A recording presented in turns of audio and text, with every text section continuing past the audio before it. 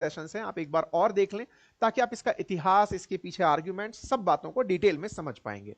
लेकिन फिर भी आज के सेशन में एक ब्रीफ इंट्रो हम इसके इतिहास से निकाल कर आपको दे रहे हैं कि वक्फ का अर्थ क्या होता है, इसका मतलब क्या प्रोविजन है, क्या इसका इतिहास रहा है।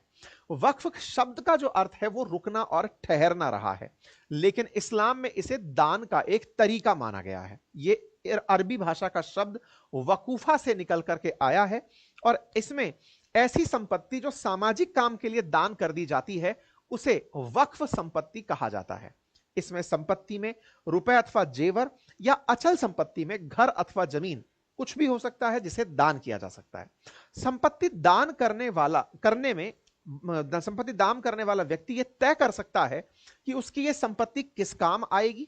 आमतौर पर जो संपत्तियां वक्फ कर दी जाती हैं वो या तो धार्मिक स्कूल बनाने में, कब्रिस्तान बनाने में, मस्जिद बनाने में, अनाथालय बनाने में आदि के अंदर उपयोग में ली जाती है। बात अगर इसके इतिहास की हो तो इतिहास के अंदर पूर्व पैगंबर मोहम्मद के समय, मतलब 570 बीसी पूर्व पैगंबर मोहम्मद के समय वक्फ का इतिहास निकल कर आता है कि उन्होंने अपने एक 600 पेड़ों के खजूर के बाग को मदीना के गरीब लोगों के लिए वक्फ कर दिया था। ऐसे ही अतहर हुसैन और खालिद रशीद की किताब के अनुसार भारत में वक्फ कानून और प्रशासन के अंदर उन्होंने बताया कि भारत 1206 से लेकर 1526 के बीच में दिल्ली सल्तनत के समय वक्फ बोर्ड जैसी संस्था शुरू हो गई थी। सुल्तान मोहम्मद गौरी ने भी मुल्तान की जामा मस्जिद को 2 गांव वक्फ के जरिए दान दिए थे। ब्रिटिश राज में लंदन की प्रीवी काउंसिल के 4 जजों ने वक्फ कानून को अवैध घोषित कर दिया था।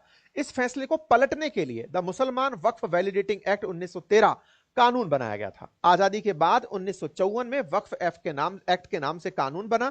1964 में देश में पहली बार सेंट्रल वक्फ काउंसिल बनाई गई थी। यह इसका कुछ इतिहास रहा है। मतलब एक प्रकार से देश की आजादी के बाद में वक्फ एक्ट 1954 में बनकर आ गया था।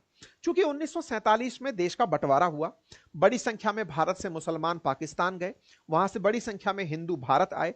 ऐसे में जो संपत्तियां भारत में थी, जो मुसलमानों की संपत्तियां रह गई थी, उनका प्रबंधन करने के लिए भी इस कानून का उपयोग किया गया था।